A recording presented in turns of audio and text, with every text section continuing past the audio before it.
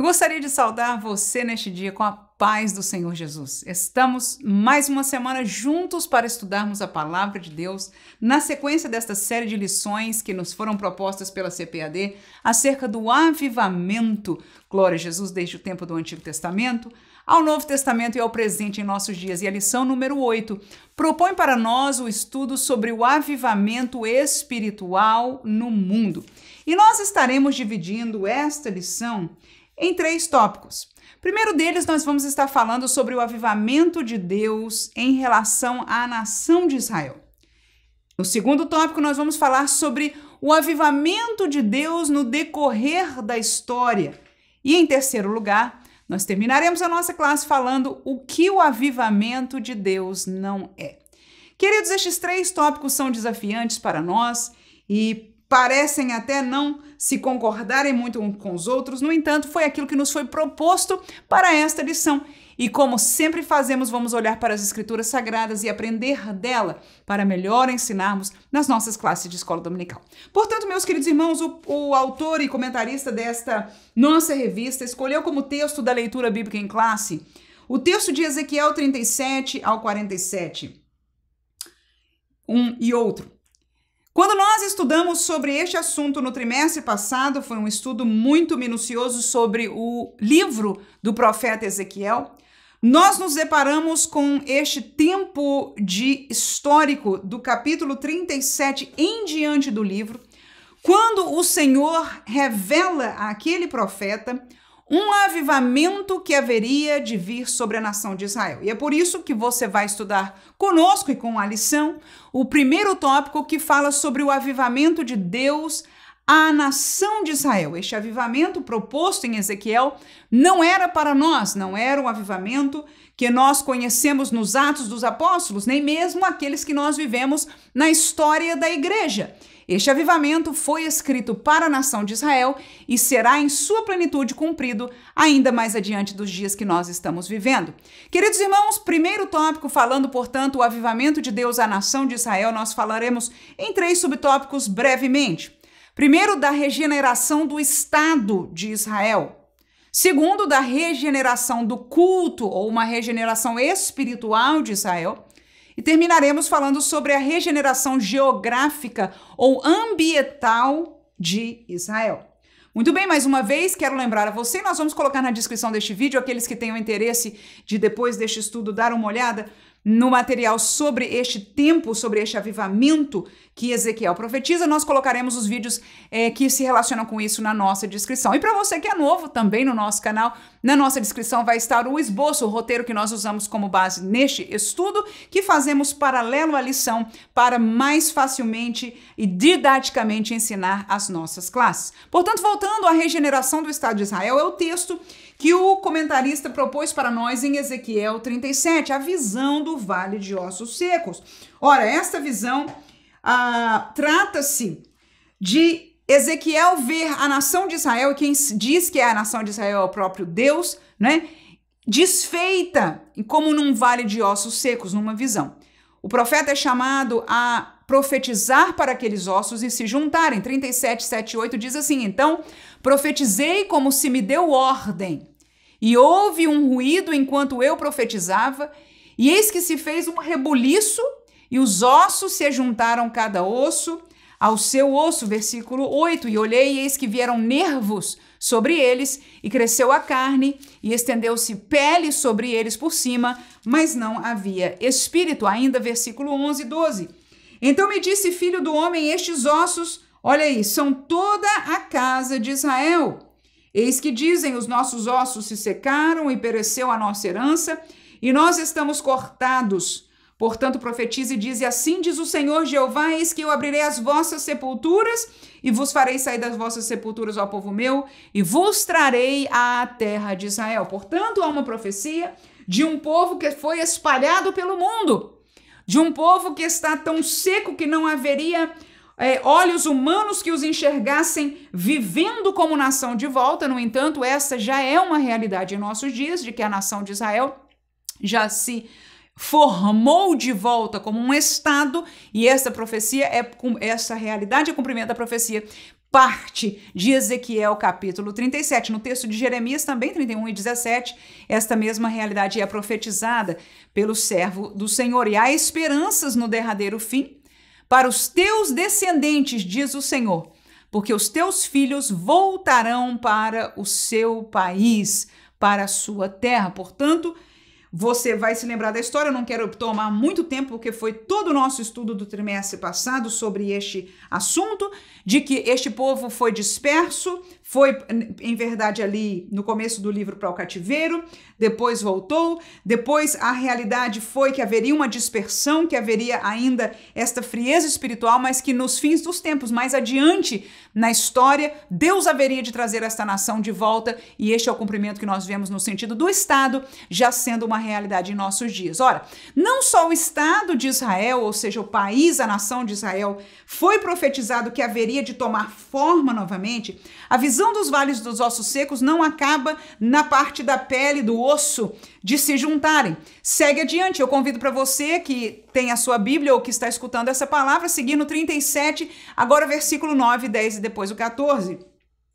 A palavra de Deus diz assim: e ele me disse, profetiza ao Espírito, profetiza ao Filho do Homem e dize ao Espírito, assim diz o Senhor Jeová, vem dos quatro ventos, ó Espírito, e assopra sobre estes mortos para que vivam. E profetizei como ele me deu ordem.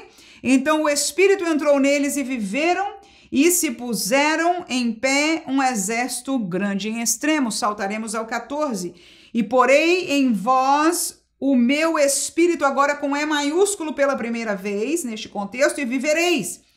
E vos porei na vossa terra, e sabereis que eu, o Senhor, disse isto e o fiz, diz o Senhor. Queridos, portanto, nesta mesma visão dos ossos secos, há uma parte que é física e há uma parte que é espiritual. Há o espírito da nação, como o espírito do homem com E minúsculo, e depois uma promessa de que o Espírito de Deus viveria e agiria novamente, trazendo esta regeneração a Israel. Se você se lembra comigo, no capítulo 43, está para você aí no nosso roteiro, nós não vamos estar lendo este texto. No entanto, você vai se lembrar que neste texto, ali há o voltar do culto de Israel, que hoje não existe desta maneira, vai acontecer de volta num futuro. Portanto, essa profecia, como ensinamos na época, é uma profecia ainda escatológica para os dias de hoje, e haverá uma vida espiritual no sentido da obediência à palavra, enfim, de uma realidade de culto vivo e espiritual ao Senhor para a nação de Israel. Hoje esta nação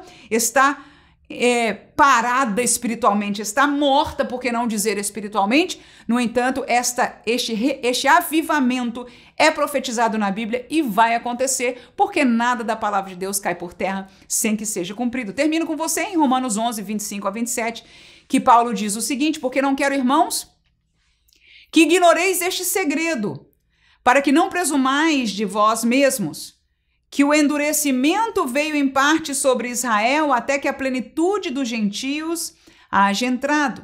E assim todo Israel será salvo, como está escrito: de Sião virá o libertador e desviará de Jacó as impiedades. E este será o meu concerto com eles quando eu tirar os seus pecados. Portanto, Paulo aqui está mostrando esta realidade que nós vivemos hoje. Israel está como cortado, mas ele diz: não presumam vocês, ó gentios, porque isso é por um tempo, há um propósito de Deus, aquilo que Deus chamou de o tempo dos gentios. No entanto, Deus voltará a lidar com o seu povo e os renovará espiritualmente, como diz neste finzinho aí, perdoando os seus pecados, fazendo um concerto com eles, e esta vida espiritual de Israel vai ser uma realidade no futuro. Amém? Neste contexto ainda da nossa lição, da leitura em classe, está o texto de 47, onde nós vemos aquela história que também nós comentamos no texto na lição passada e aprendemos daquele rio, daquelas águas que sairiam do umbral da casa de Deus e que correriam e que trariam vida, não é, para o mar morto. Então esta realidade é uma realidade ambiental e geográfica. O texto de 47 de Ezequiel vem falar destas duas realidades. Este texto que está proposto para você aí, 47:9, depois o 47:20 e 21, cada um falando de uma realidade. No sentido geográfico, você vai ver que a terra de Israel vai vai ter uma dimensão diferente daquilo que ela tem hoje, que eles estão sempre brigando pelas barreiras, né? Aquela questão ali do que é deles, o que não é. Mas quando o Messias vier, quando o reino milenar, quando o Messias vier reinar aqui, que é este tempo da promessa de Ezequiel, então ele voltará, vai ser a dominação, o domínio dele, ele que vai dizer, já está escrito para nós ali em Ezequiel, qual vai ser o norte, o sul, o leste e o oeste da terra de Israel. E também a questão ambiental, aquele mar morto, aquele lugar de sal, vai haver vida novamente, vai ser algo extraordinário e está profetizado para o nosso aprendizado. Portanto, meus queridos irmãos, você vai ver que o nosso comentarista no primeiro tópico, ele é cuidadoso de falar sobre este avivamento de Ezequiel no contexto da nação de Israel, porque em verdade, ele é bem difícil ser aplicado para as nossas vidas. O texto é literalmente tratando do avivamento, da realidade de um futuro de avivamento da nação de Israel. No entanto, ele pouco tem a ver com a realidade do avivamento de Atos dos Apóstolos e, consequentemente, da Igreja do Senhor. Mas vale a lembrança, com certeza, de que é uma realidade que haveremos de viver. Segundo tópico, nós vamos falar agora do avivamento de Deus no decorrer da história. Veja que na classe que vem a gente vai falar no contexto do Brasil, mas nesta classe o comentarista nos está levando aos grandes avivamentos do mundo e ele chama a atenção ao que aconteceu ali na Europa, depois nos Estados Unidos, né, as raízes deste movimento pentecostal que chegou ao nosso Brasil no começo do século, 1910, por aí. Então, aqueles primeiros missionários que trouxeram a semente pentecostal chegaram para nós, mas este avivamento não começou com esta totalidade do pentecostalismo, como nós conhecemos de Atos dos Apóstolos. O assunto de pentecostalismo não nasceu na Azusa Street, não nasceu nos Estados Unidos, não nasceu na Europa, nasceu na Bíblia Sagrada, porque Jesus, que tinha planejado e falado dele, disse, vocês vão para aquele lugar, não é? E vão esperar, não saiam de lá, até que do alto sejais o que? Revestidos de poder. Aquilo que os discípulos não conheciam, que esperavam na época, chegou, não é? Foi uma surpresa para eles, foi uma surpresa para os demais, mas aquilo foi uma realidade nova que a igreja viveu desde aquele tempo. Mas, historicamente, a igreja se corrompeu, assim como Israel, e se distanciou da palavra e da obediência à palavra, e chegou a um ponto tão distanciado no tempo da Idade Média que a igreja estatal, a igreja, enfim, que na verdade era conhecida como única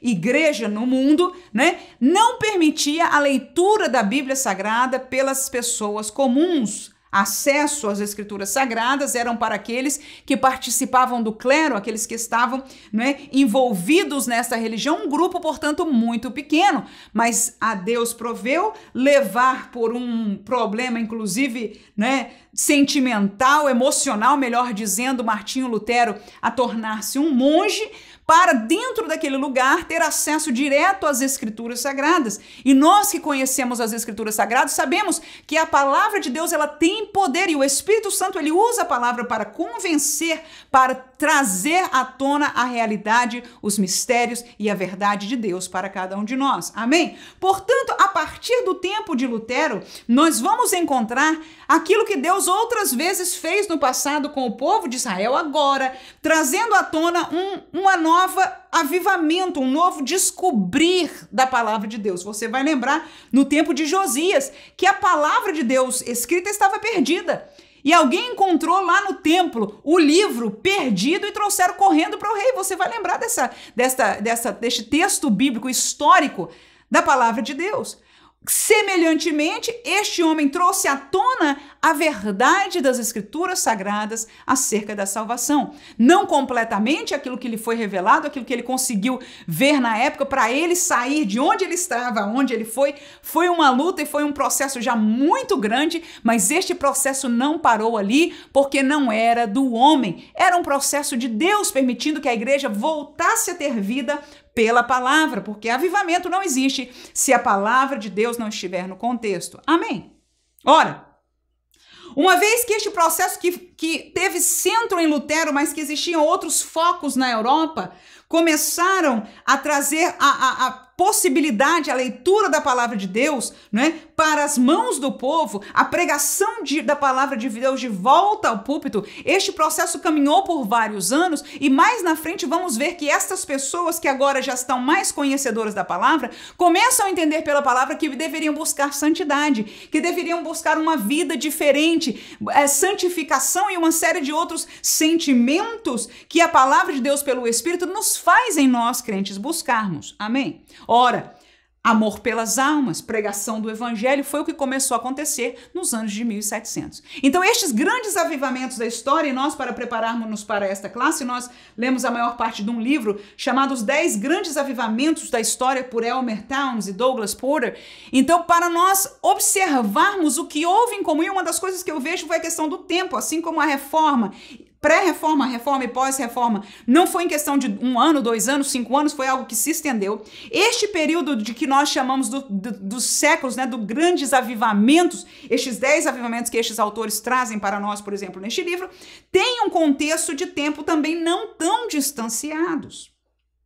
O que me faz entender e crer de que este é verdadeiramente um processo de Deus de aperfeiçoamento, e denominações se abriram ou se começaram a aparecer, algumas rompendo da outra, no sentido de que queriam mais se aproximar da verdade das Escrituras Sagradas e obedecer a ela. Faz sentido?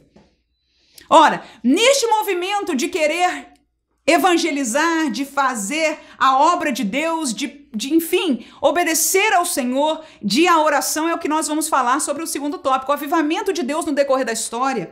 O comentarista vai falar sobre, você com certeza pode ler isso na sua classe, sobre o que aconteceu, ele menciona, com certeza são poucas palavras aqui, né? Mas nós podemos olhar para essa história que agora nós lemos sobre ela e o que nelas a gente aprende com a palavra de Deus que formam, que fazem destes avivamentos verdadeiros avivamentos biblicamente falando. Ora, nós chamamos a atenção para 3 pontos. Primeiro, chamaram ao arrependimento pela palavra. Segundo, enfatizaram o evangelismo e a oração. E terceiro, manifestaram o pentecostalismo bíblico. Vamos a estes tópicos. O primeiro deles é estes avivamentos que nós vemos aqui mencionados lá na Europa, na Alemanha, na Inglaterra, que é a Europa, Estados Unidos.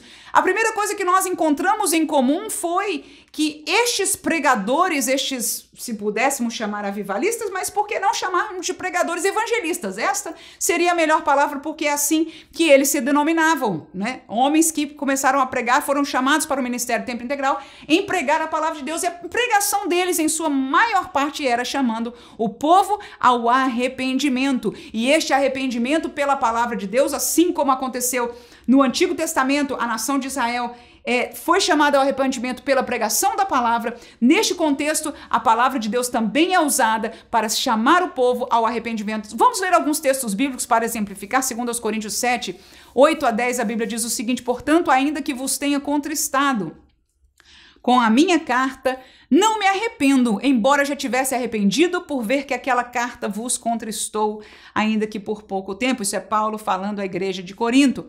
Agora folgo, ou seja, me alegro, não porque fostes contristados, mas porque fostes contristados para o arrependimento, porque fostes contristados, segundo Deus, de maneira que por nós não padeceste dano algum.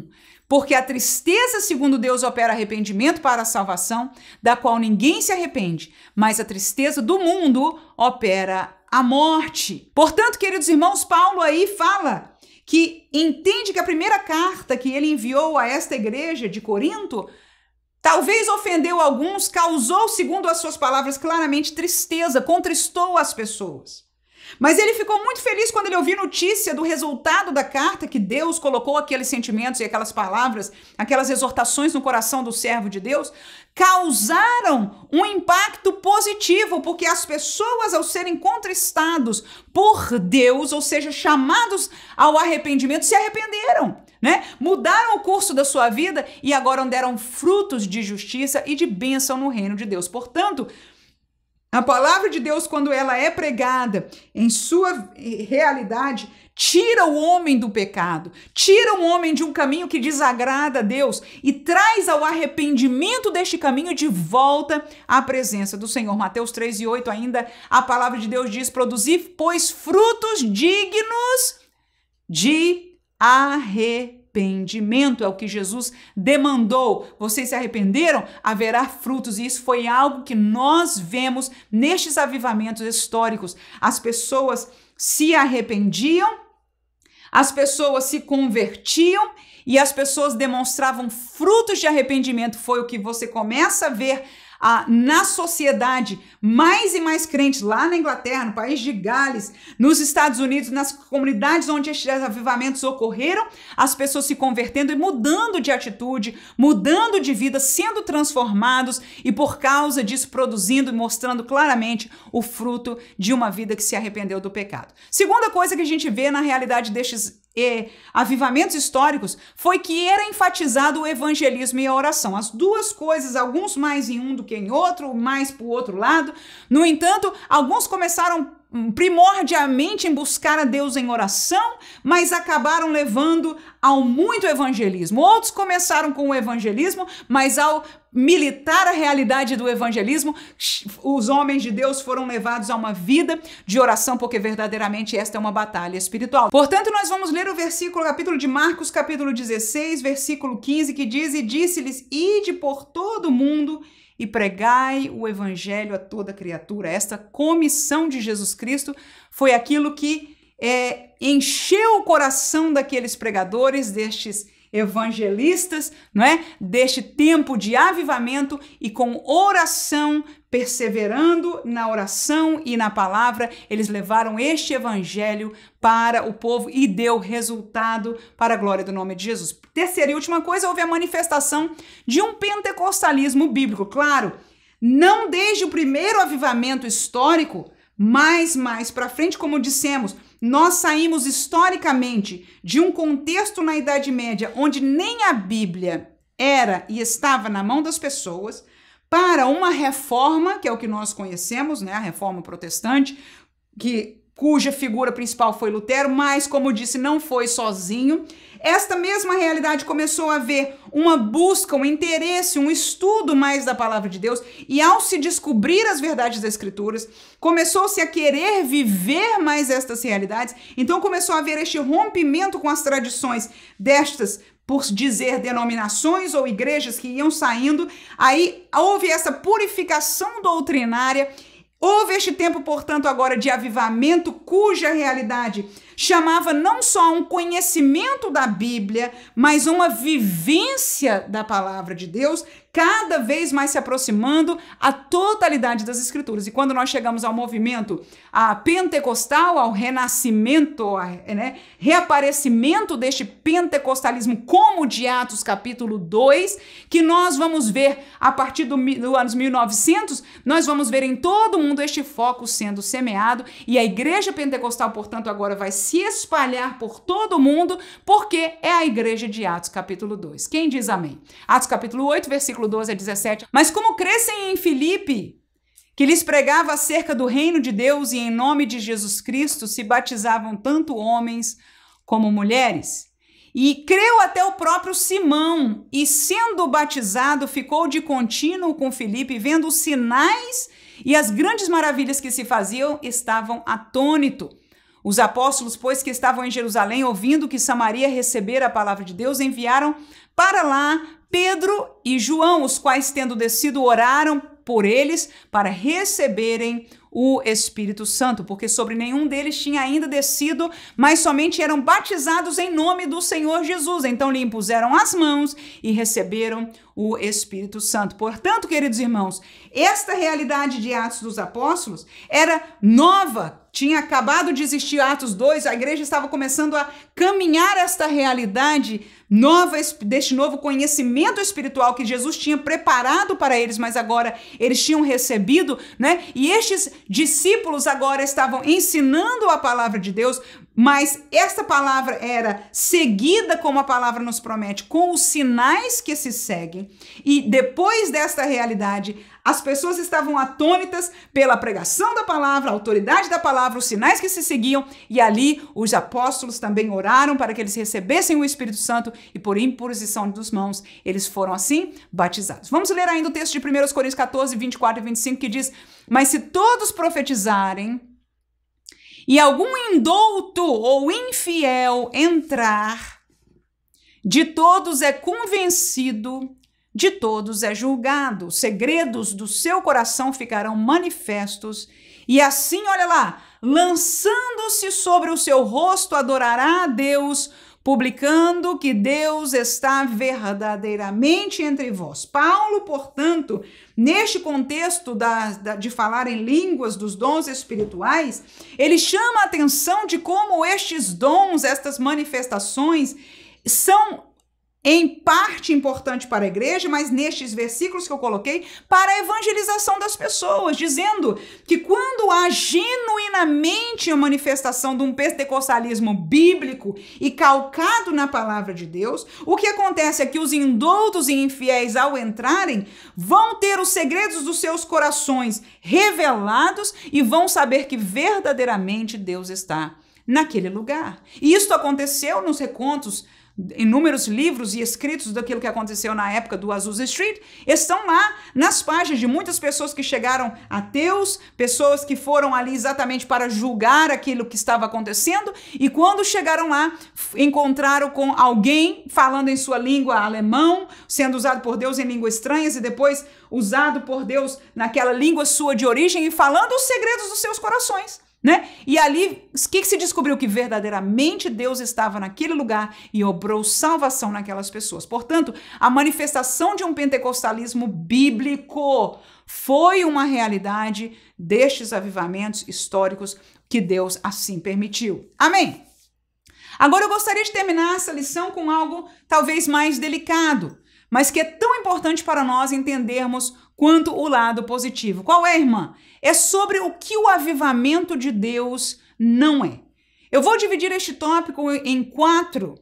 E o primeiro que nós, inclusive, mencionamos na classe passada é de que este avivamento de Deus não é um sinalizador do arrebatamento da igreja.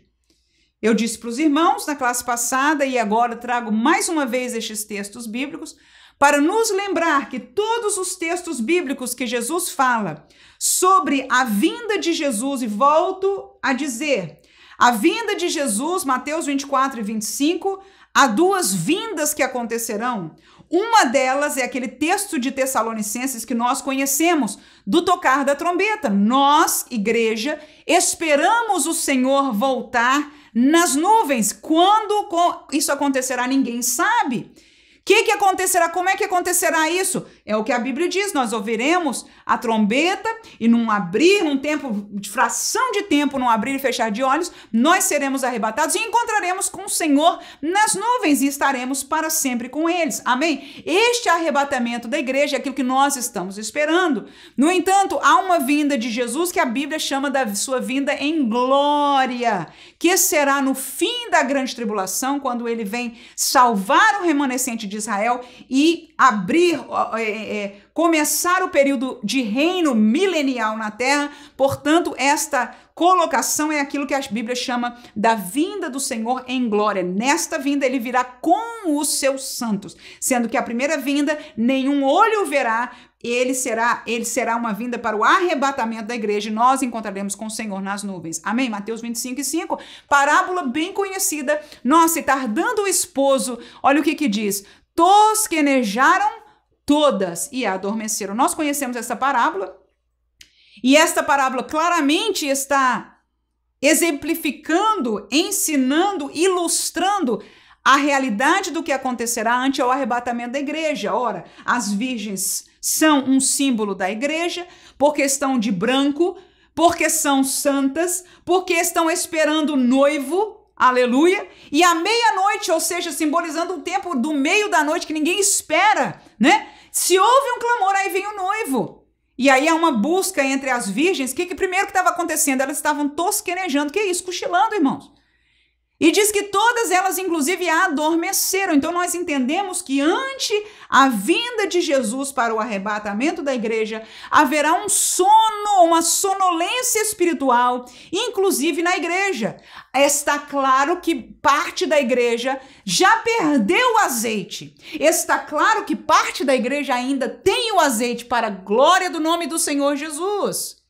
No entanto, espiritualmente há uma sonolência, concordando com o texto de Lucas 18:8, que a palavra de Deus nos diz que digo-vos depressa, lhe fará justiça. E a pergunta de Jesus vem aí: quando, porém, vier o Filho do Homem, porventura achará fé na terra? Ou seja, mais uma moção ou uma colocação de que mostra que no tempo que quando Jesus vier, a fé vai ser algo escasso. A proliferação da mentira, a proliferação do engano, a proliferação da maldade são todas realidades bíblicas para o tempo do arrebatamento da igreja, da vinda de Jesus. Há possibilidade de haver ainda algum avivamento, irmã, no meio da igreja? Sim. Se isso houver, ainda vai haver um outro curso até que venha a vinda de Jesus, porque eu entendo, pela palavra de Deus, todos os textos bíblicos que falam sobre o arrebatamento da igreja, sobre a vinda de Jesus para arrebatar a igreja, que estaremos num sono espiritual. O outro texto que Jesus compara com o texto de Noé, ele diz: as pessoas estavam se casando, se dando em casamento, ninguém se apercebeu. Quando de repente veio o dilúvio, fechou-se a arca e veio o dilúvio. Jesus ali claramente também, ele mesmo diz, eu estou falando disso sobre o arrebatamento da igreja, sobre a vinda de Jesus, quando Jesus voltará. Portanto, é um tempo que ninguém esperará. Os olhos da humanidade e até da igreja estarão da humanidade estarão fechados, não estarão pensando nem vendo esta realidade, desacreditarão desta realidade, mas a igreja estará tosquenejando e adormecendo, mas pela graça de Deus, parte dela ainda tem o azeite dentro de si, esta vida espiritual, que quando nós ouvirmos o tocar da trombeta, nós escutaremos e por fim sairemos deste mundo que já está tão acabado, mas há uma Jerusalém celestial esperando por nós. Segunda coisa que o avivamento de Deus não é. Ele não é um reformador da sociedade mundial.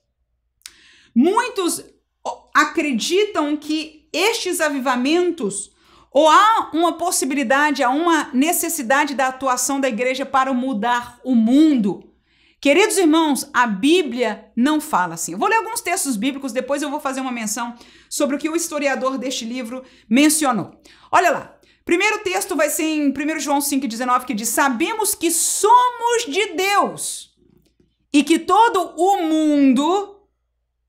mundo demográfico, está onde? No maligno. Ou seja, aquele que não é de Deus, que não é santo, é do mundo. Segundo texto, João 3, 19 e 20. E a condenação é esta, que a luz veio ao mundo e os homens amaram mais as trevas do que a luz, porque as suas obras eram más, porque todo aquele que faz o mal aborrece a luz e não vem para a luz, para que as suas obras não sejam reprovadas. 1 João 4, 4 a 6. Filhinhos, sois de Deus e já o tendes vencido, porque maior é o que está em vós do que o que está no mundo. Do mundo são, por isso falam do mundo e o mundo os ouve. Você está conseguindo enxergar aí, irmão, comigo? A separação de Deus tão clara. Nós para o mundo somos Noés, pregoeiros da justiça, embaixadores do evangelho. Nós fomos tirados do mundo e agora anunciamos este caminho, aleluia. Anunciamos o caminho da salvação, anunciamos o caminho de Deus pela palavra de Deus. Olha aí, 1 João 4, 6 diz: nós somos de Deus, aquele que conhece a Deus ouve-nos, aquele que não é de Deus não nos ouve. Nisto conhecemos nós o espírito da verdade e o espírito do erro. Apocalipse 22, ainda terminando estes textos bíblicos, versículo 11, depois o 14 e 15, diz: quem é injusto, faça injustiça ainda. E quem está sujo, suje-se ainda. E quem é justo, faça justiça ainda. E quem é santo, seja santificado ainda. 14:15. Bem-aventurados aqueles que lavam as suas vestiduras no sangue do Cordeiro, para que tenham direito à árvore da vida e possam entrar nas cidades pela porta. Ficarão de fora os cães e os feiticeiros e os que se prostituem e os homicidas e os idólatras e qualquer que ama e comete a mentira. Quem são estes? É o mundo. Amém? Nós não odiamos o mundo, nós amamos o mundo porque Jesus amou o mundo. E o que nós fazemos por amor? Jesus se deu por eles, foi ao Calvário, mas ele não puxou ninguém, ele se ofereceu. E o que nós, como filhos, co-herdeiros, coparticipantes, pregadores, seguidores deste mesmo Jesus fazemos é oferecer. Mas porque o mundo é mundo e jaz no maligno e ama as trevas porque as suas obras são más, amém? Porque comete e ama a mentira, porque se atém a continuar na feitiçaria, prostituição e tudo aquilo que é do mundo. Este é o mundo e nós, como igreja, precisamos entender espiritualmente o que é o mundo. A palavra de Deus nos diz: o mundo jaz no maligno. O mundo está sobre o poderio espiritual das trevas. E nós somos a luz pela graça de Deus. Jesus disse: vós sois a luz do mundo. O problema é que quando Jesus veio ao mundo, olha lá João capítulo 1, a Bíblia diz o seguinte: Jesus veio ao mundo, ele diz assim, a luz veio ao mundo. Mas o que aconteceu com o mundo? Gostou da luz? Se aproximou da luz? Quis a luz? Não, rejeitaram a luz. Porque a luz mostra tudo. Mostra que a obra e o coração deles eram maus. Então o que nós devemos fazer é brilhar a luz. É salgar com a palavra de Deus viva em nossas vidas e mostrar que há uma porta, estreita é verdade, aleluia. Há um caminho duro, apertado é verdade, mas que leva à salvação. Portanto, estas pessoas é que são reformadas. Estas pessoas, elas são transformadas. Estas que entram por esta porta estreita, este caminho estreito, são aquelas que foram transformadas, que conseguem suportar esta realidade pela presença do Espírito Santo de Deus em suas vidas, e eles não olham para trás, eles não olham para o mundo como a mulher de Ló, eles aprendendo das Escrituras, eles olham para o prêmio da soberana vocação que está em Cristo Jesus, eles olham para o céu, eles olham para a esperança de sua fé, glória Jesus. Então, o que eu vi nas páginas dos livros históricos sobre os avivamentos é de que sim, houve diferença na sociedade. Mas não porque a igreja mudou a sociedade, mas porque foram tantas pessoas que se tornaram crentes e foram transformadas naquelas comunidades que a realidade da comunidade mudou. Porque aonde há crentes, o problema seria, aleluia, dentro de uma igreja, de uma comunidade evangélica, de uma realidade daqueles que se dizem obedientes à palavra de Deus, nós encontrarmos a mesma mentira do mundo, a mesma idolatria do mundo, a mesma prostituição física ou espiritual do mundo. Isso é que seria absurdo. Amém? Então a igreja é chamada para ser luz do mundo. Os verdadeiros avivamentos não vieram mudar a sociedade do mundo, vieram sim trazer o evangelho para o mundo, e pela graça de Deus muitas pessoas, muitas almas, foi a colheita dessas pregações, dessas vidas devotadas a Deus, de vidas cheias do Espírito Santo, que foram corajosas em pregar o evangelho, aleluia, e puderam colher estas almas nestes tempos de avivamento que nós não estamos vivendo necessariamente mas que somos chamados a, como igreja, continuar, em primeiro lugar, estando de pé, sendo nós mesmos sal, insípido não serve, porque senão vai ser pisado pelo mundo. É o que tem acontecido com muitos nominalmente cristãos. Nominalmente cristãos, nós temos sido pisados pelos mundos. No entanto, somos chamados por Jesus a sermos sal, a sermos luz. Mas a luz incomoda, irmão. O problema é que nós, como crentes, agora a gente já não quer mais incomodar. Jesus diz, vocês vão ser luz. Ele diz, o texto de João com a revelação, capítulo 1 de João, é fantástica a revelação do verbo, né? Ali estava a luz dos homens. Ali estava a luz verdadeira, a luz de Deus que veio para os homens.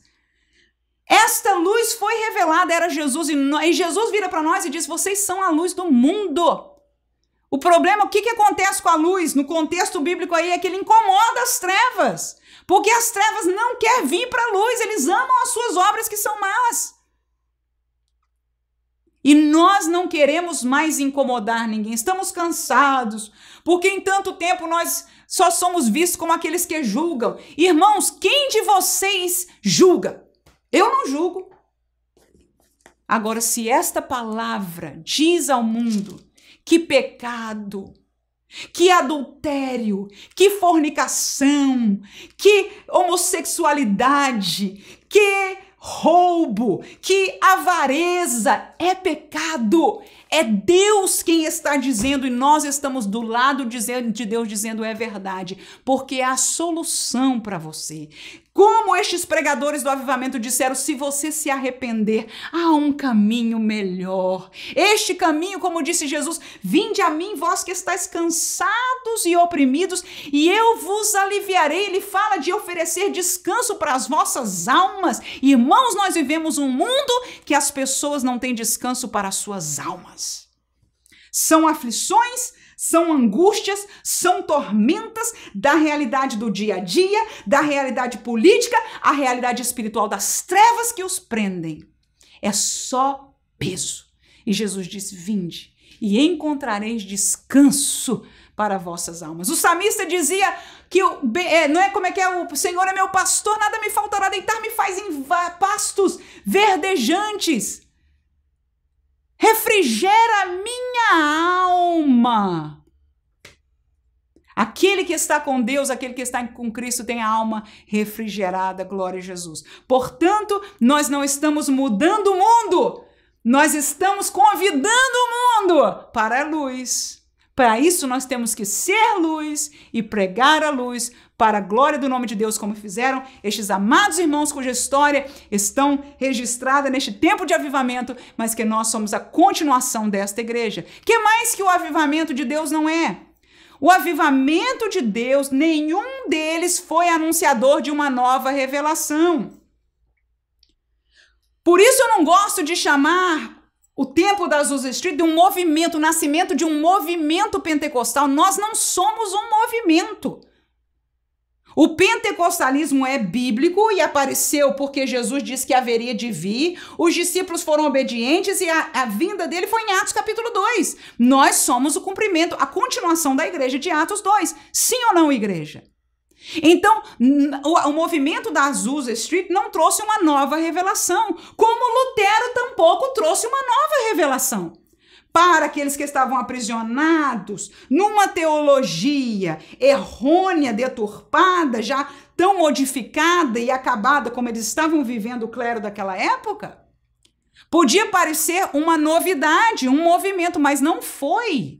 Pela graça de Deus, o Senhor permitiu ao servo do Senhor não só descobrir a verdade da palavra, mas encontrar para ele mesmo, para a sua própria alma e o seu espírito, nova vida, transformação, o nascer de novo. Foi isso que Lutero viveu e tantos de nós na igreja temos vivido essa realidade. A mesma coisa do pentecostalismo. Não há uma nova revelação, porque uma coisa que o avivamento de Deus não é uma nova revelação. Agora, irmã, tem nova revelação por aí? Infelizmente, nós não somos uma nova revelação. O que nós fazemos e vivemos tem que estar em Atos, tem que estar nas cartas de Paulo. Sim ou não, irmãos? Tem que estar na palavra de Deus.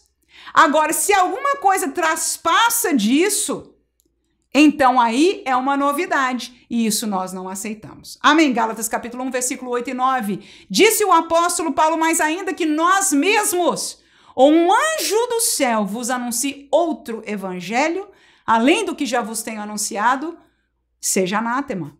Assim como já vos dissemos agora de novo, também vos digo, se alguém anunciar outro evangelho, além do que já recebestes, seja anátema. Ou seja, Paulo não aceita uma nova revelação, um novo evangelho, um novo caminho, uma nova forma, uma nova medida, nada novo, irmãos. O Senhor Jesus veio entregar o evangelho, pela graça de Deus, os demais das escrituras, usando a Paulo e os demais apóstolos, trouxe para nós a completa revelação e nós já a temos e ela foi fechada e no finzinho dela a palavra de Deus diz Apocalipse 22, 18 e 19. Olha aí o que diz no último capítulo da Bíblia. Porque eu testifico a todo aquele que ouvir as palavras da profecia deste livro, que se alguém lhes acrescentar alguma coisa, Deus fará vir sobre ele as pragas que estão escritas neste livro. Versículo seguinte, e se alguém tirar quaisquer palavras do livro dessa profecia, Deus tirará a sua parte da árvore da vida e da cidade santa que estão escritas neste livro. Queridos, não só para as pessoas que tentarão fazer isso, estarão de fora, com certeza, do contexto de Deus, como está escrito, mas Deus é aquele que vela pela sua palavra. E ele conseguiu, aleluia, são muitos anos, são 2000 anos que nesse contexto das escrituras, já agora do Novo Testamento, nós vamos caminhando e chegando. E esta palavra foi guardada.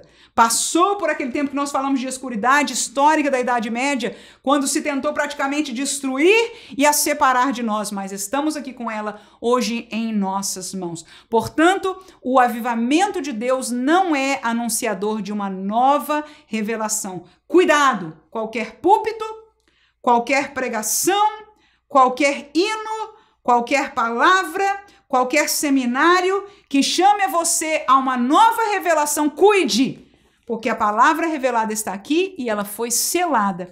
Por esta revelação nós vivemos e cremos. Por último, o que é o avivamento de Deus? Não é um promotor de um líder ou de uma denominação. Nós podemos ter líderes que apreciamos e a Bíblia nos ensina a apreciar e amar aos nossos líderes. Podemos ter uma denominação que entendemos ser obediente à palavra de Deus em suas doutrinas. Graças a Deus por isso, que o Senhor guarde a denominação aonde nós estamos. No entanto, o avivamento de Deus não é promotor de um líder ou promotor de uma denominação. Colossenses capítulo 2, versículo 4, diz a palavra de Deus, e digo isto para que ninguém vos engane com palavras persuasivas. Versículo 6 a 8, como pois recebestes o Senhor Jesus Cristo, assim também andai nele, arraigados, edificados nele, confirmados na fé, assim como fostes ensinados, crescendo em ação de graça. Tende cuidado, para que ninguém vos faça presa sua, por meio de filosofias, vãs sutilezas, segundo a tradição dos homens, segundo o rudimento do mundo, e não segundo Cristo. Ninguém vos domine a seu bel prazer, com pretexto de humildade, culto aos anjos, metendo-se em coisas que não viu, estando debalde inchado na sua carnal compreensão. Queridos irmãos, o texto de Paulo aí chama a atenção a nós permanecermos naquilo que nós nascemos de novo, na doutrina do evangelho que nós conhecemos. E depois nos alerta de que alguns líderes, algum contexto de ensino de alguma denominação pode tentar nos dominar, pode tentar nos enganar, pode ser baseado agora em filosofias, e isso infelizmente acontece. Nós estamos nos tornando em nossas próprias denominações mais cátedras, mais educados, mais teológicos. E quando nós abrimos a nossa mente, o nosso conhecimento e os nossos olhos, e nós não estamos calcados o suficiente na doutrina bíblica, nós achamos interessante, diz, olha, não é que esse pensador, este teólogo e etc. E abrimos o nosso coração e muitas vezes encontramos homens de Deus, encontramos pessoas, professores, pessoas que serviam ao Senhor, agora sendo enganados por sutilezas humanas, por filosofias vãs que não tem nada a ver com a doutrina das Sagradas Escrituras. Portanto, o avivamento genuíno de Deus não exalta um líder, não exalta uma denominação, leva as pessoas a quem? A Jesus. Olha, eu vou deixar para você um texto bem interessante. João capítulo 3, é um texto com certeza super conhecido de cada um de nós. Mas eu vou ler para você um versículo só, E vou mostrar como que um versículo às vezes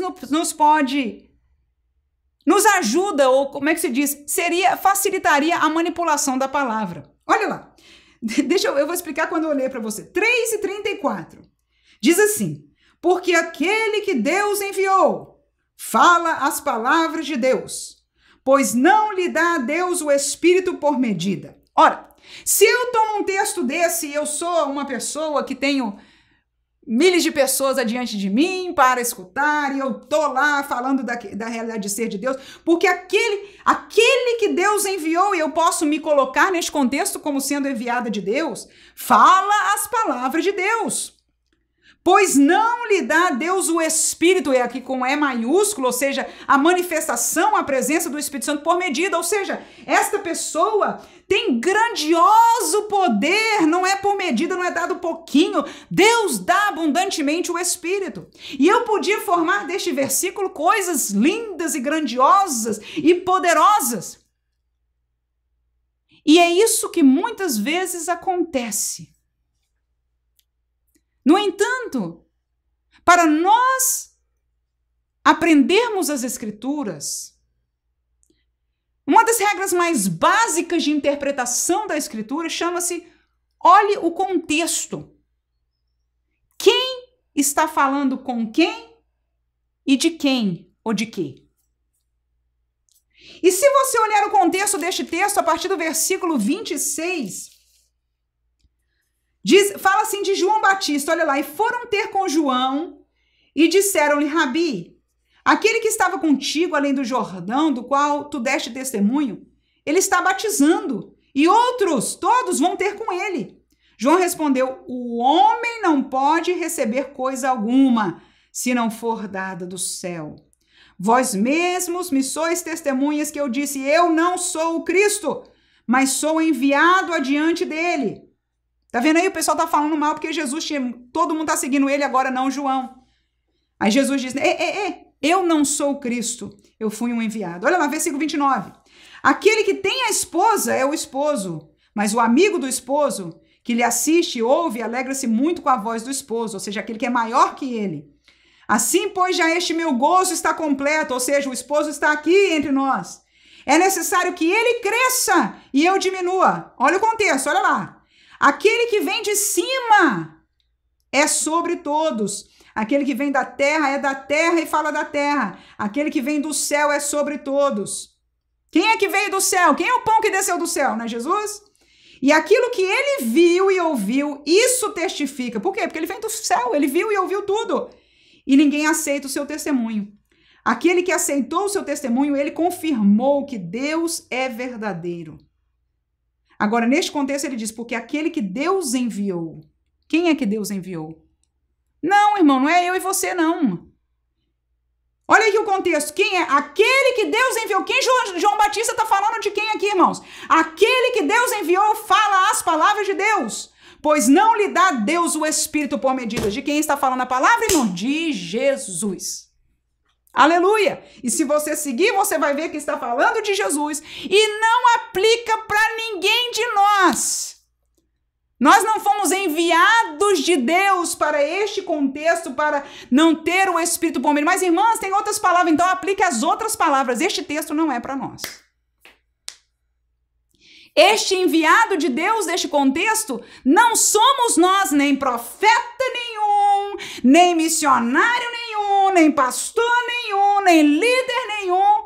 É Jesus e ninguém mais. Então, com este eu queria somente mostrar para você como é que funcionam estas coisas. Quando um versículo, quando um texto é tirado do contexto das Escrituras, ele facilmente é manipulado.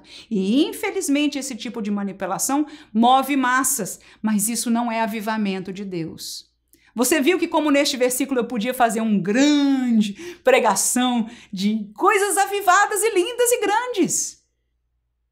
No entanto, não seria verdadeiro, não seria de Deus. Pela graça do Senhor, durante a história, homens e mulheres humildes, que dependiam de Deus, que amavam a palavra de Deus como eu e você, foram sensíveis, olharam para a palavra e depois, quando sentiram fervor no seu coração, começaram a interceder, Começaram a pensar nas almas, amaram as almas e lhes pregaram a verdadeira palavra de Deus. E esta palavra pregada é que gera a vida de volta nas pessoas.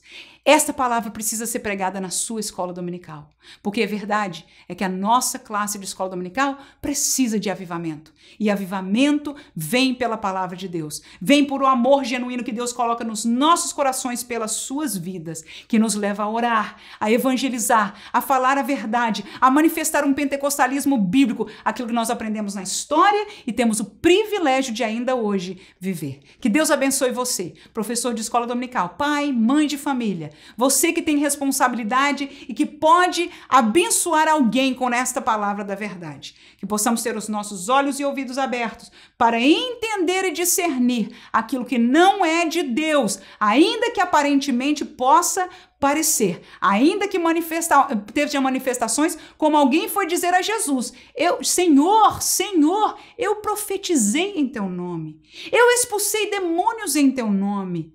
E Jesus vai dizer: eu não vos conheço, vós que praticais a iniquidade. Portanto, vamos conhecer a palavra, vamos amar a palavra e ao Senhor da palavra, ser fiel a ela. Que Deus abençoe você até semana que vem com doutrina bíblica sobre a teologia dos 3 batismos. Vai ser o primeiro tópico da nossa próxima lição. Para a glória do nome do Senhor, te convido a estar comigo semana que vem, se Deus quiser. Amém.